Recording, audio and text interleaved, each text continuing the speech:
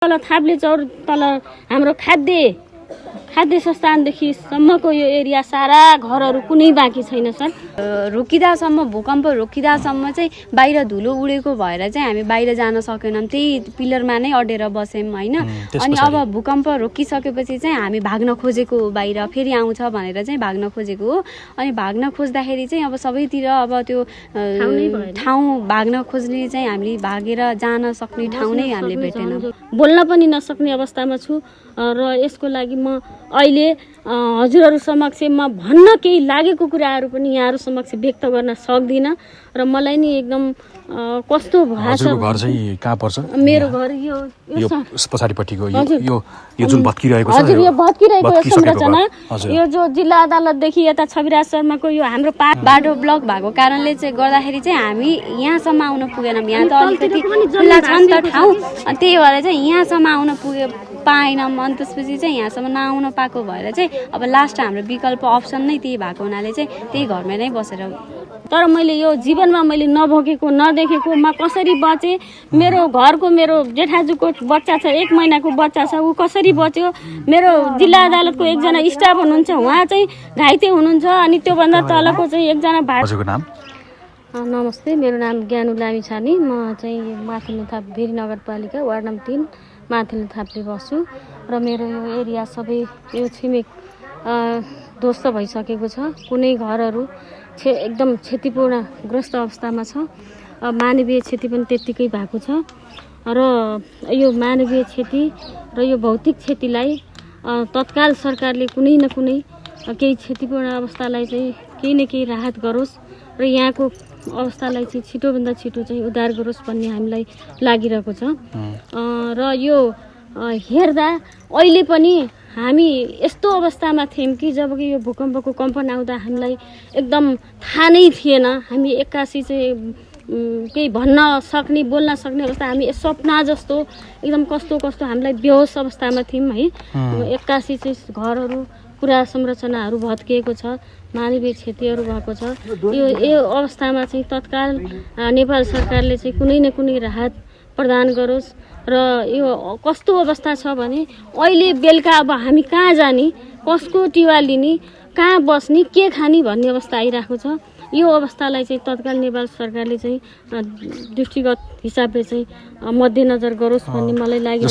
थुप्रै घरहरूको क्षति भएको छ, समथिङ मानवीय क्षति हाम्रो जो जिल्ला अदालतदेखिको एरियादेखि के अरे छविराज शर्मा, शिवप्रसाद शर्मा, मधुसूदन शर्मा, भवानी प्रसाद शर्मा, हाम्रो सतीजङ शाह, अनि त्यहाँदेखि लिएर यो हाम्रो महेन्द्रजङ शाह, अनि त्यहाँदेखि यहाँ हाम्रो के अरे कृष्णजङ शाह, अनि त्यहाँ यो के अरे हाम्रो एकनाले के अरे उहाँको साहेबको नाम के अरे गणेशजङ शाह, अनि हाम्रो यो शङ्करजङ शाह लगायत यो हाम्रो यो तलको यो के अरे होटेल के अरे रिद्धि होटेल, अनि सारा यो एरिया तल हाम्रो यो बोर्डिङ स्कुलसम्मको यो एरिया ध्वस्त भएको छ। यसमा चाहिँ नेपाल सरकारले कुनै न कुनै छिटो राहत गरोस् र यहाँको यो जनमासलाई केही न केही व्यवस्था गरोस् भन्ने मलाई लागिरहेको छ। र म चाहिँ भाइको जो छविराज शर्मा, शिवप्रसाद शर्मा, मधुसूदन शर्मा, भवानी प्रसाद शर्मा, चक्रपाणी शर्मा, अनि सतीजङ शाह, सारा यो एरिया तल बोर्डिङ स्कुल। अब अहिले हजुरहरू खुला आकाश हाम्रो त झन् यस्तो छ कि मैले अघि एकजना हाम्रो प्रहरी हाम्रो सुरक्षा सरहरूसँग पनि यस्तो कुरा राखेँ कि यो हाम्रो मुचुल्का हजुरहरूले तत्काल मुचुल्का उठाइदिनुहोस्, के हुन्छ यसको व्यवस्था, र हामी आफ्नो सुरक्षाको लागि हामी आफै मान्छे राखेर हामी आफू यस्तो हिडुलको अवस्था गर्ने अथवा भनौँ न तत्काल कसरी सुरक्षित रहने भन्ने कुरामा हामी आफै गर्ने कि सर तपाईँहरूले मुचुल्का पछि गर्ने, हामीले मुचुल्का छिटोभन्दा छिटो गरिदिनु पर्यो भन्ने कुरा राखेँ मैले। अनि सरले के भन्नुभयो भने हामी चाहिँ तत्काल चाहिँ अहिले मृत अवस्थाको र तत्काल राहत उद्धार गर्ने अवस्थामा हामी मृतको खोजी गर्ने अवसरमा छौँ र यो पश्चात चाहिँ हामी चाहिँ त्यो मुचुल्काको कार्यमा लाग्छौँ म्याडम भन्नुभएको छ। र मलाई लाग्छ यो एकदम हामी अब भौतिक भएको जो बाँकी अवस्थामा पनि हामी कसरी बच्ने भन्ने स्थिति भइरहेछ सर। जस्तो हिजो राति एकदमै ठुलो भूकम्प गयो, त्यसले गर्दाखेरि धेरै ठुलो क्षति पनि भयो। धेरै सर, यस्तो मैले जीवनमा अहिलेसम्म नदेखेको नभोगेको पहिलो पटकमा म अहिले भनौँ मेरो उमेरले म 45-46 वर्षको हुन थालेँ। राम बस्ने बहिनी हुनुहुन्छ, उहाँलाई रातारात हस्पिटल लगियो र हामी कसरी बच्यौँ भन्ने कुरा हामी कसरी बच्यौँ भन्ने कुरा अहिले नै मलाई थाहा छैन सर। जस्तो हिजो भुइँचालो गइरहँदाखेरि तपाईँहरू के गर्दै हुनुहुन्थ्यो थोरै तपाईँले बताउनुहोस्। तपाईँको घरमा अब सबैजना खाना खाएर अब त्यही अब पढ्दै मोबाइल चलाउँदै त्यस्तै गरेर बसिरहेको थियौँ। अनि 10:30 बजेसम्म चाहिँ बसेको थियौँ। त्यसपछि चाहिँ सुतौँ भनेर चाहिँ सुतिसकेको थियौँ, भर्खरको निन्द्रामा चाहिँ थियौँ। अनि एक्कासी भूकम्प आयो। भूकम्प आएपछि चाहिँ त्यो सबै त्यो हल्लिन थाल्यो। अनि बुवा हुनुहुन्थ्यो उता साइडमा, अनि बुवा आउनुभयो। बुवा आएपछि चाहिँ सबैजना बाहिर निस्क्यौँ। बाहिर निस्केपछि चाहिँ अब हाम्रो घरमा चाहिँ त्यस्तो केही अब खासै त्यति बेलासम्म केही भएको थिएन। अनि बाहिर निस्केपछि चाहिँ अब धुलो थियो एकदम, त्यो घरहरू धप्केर त्यो घरहरू धप्केको त्यो धुलोले गर्दाखेरि चाहिँ केही पनि देखिन्थ्यो वरिपरि केही पनि नदेखिएपछि हजुर धुलाम्मै भएको थियो। 5वटा घरहरू सँगै एकैचोटि धप्केको थियो होइन। अनि अनि बाहिर निस्किन पाएनौँ। बाहिर निस्क्यौँ भन्दा हतोत्साहित भएर चाहिँ बाहिर निस्किन खोज्दा चाहिँ अब के भयो भने चाहिँ अब त्यहाँ चाहिँ तल जमिन पनि चर्केको छ। अनि त्यसपछि चाहिँ अब कहाँ जाने के गर्ने भन्ने भयो। जस्तो आफूलाई बचाउनको लागि बाहिर आउन खोज्दै हुनुहुन्थ्यो, तर जाने भएर चाहिँ अब गएर अब के छ, अब विकल्प नै अब घरभित्रै छ, जे हुन्छ घरभित्रै हुन्छ भनेर हामी घरभित्रै बसेको हो होइन। अनि त्यसपछि चाहिँ बिहान फेरि अर्को पराकम्पनहरू जाँदै थियो। अब आफ्नो अब जिउको अब त्यो अब हामीलाई त अब आफ्नो जिउ बचाउन नै गाह्रो भयो होइन। अनि अब तपाईहरु घरभित्र बस्नुभयो, तपाईहरुको घर पनि हैन सर, बरन्डाको आडमा बसेर हैन, हाम्रो घर क्षति भएको छ। हामी चाहिँ तलको घरमा थियौँ, त्यो घरमा चाहिँ मात्रै बसेको हो। बाहिर निस्किन ठाउँ यस्तो छ, बाहिर निस्किँदा पनि यो घरहरू सबैले धप्केको कारणले गर्दाखेरि चाहिँ हाम्रो बाटो बाहिर निस्किने बाटो ब्लक भयो। भनेपछि अब अकस्मात आइपुग्यो होइन, अकस्मात आइपर्यो, त्यस पछाडि के होला कसो होला तपाईहरुको दिमागले पनि काम गर्न सकेन। जस्तो तपाईहरु बाहिर आउन खोज्दै गर्दाखेरि घरहरू ढलिसकेको थियो, धुलोहरू माथि आकाशमा उडिसकेको थियो। हैन, धुलो उडेपछि चाहिँ एकछिनसम्म त्यो धुलोले गर्दाखेरि चाहिँ घर धप्केको भन्ने कुरा पनि देखिएन। ए हजुर। अनि त्यसपछि चाहिँ घर धप्केको होला भन्ने पनि लागेन हामीलाई। अब त्यो आवाज चाहिँ अब त्यो गडाङगुडिङ घर धप्केकै जस्तो आवाज थियो। अनि त्यसपछि चाहिँ अब एकछिनपछि धुलोहरू सबै त्यो उडेर जाँदाखेरि चाहिँ ओहो घर नै धप्केछ भनेर वरिपरिको सबै 5वटा घर नै धप्केको रहेछ। अनि त्यसपछि चाहिँ अब अलिकति अब के गर्ने त भन्ने भयो। माथि भाग्न खोज्दाखेरि चाहिँ अब बाटो ब्लक थियो, अब घरहरू धप्केर बाटो ब्लक थियो। अब चाहिँ कस्तो छ भनेपछि अब त्यो 5वटा घरहरू हाम्रो पुरै ढलिसकेको छैन, त्यो संरचनाहरू चाहिँ त्यत्तिकै छ।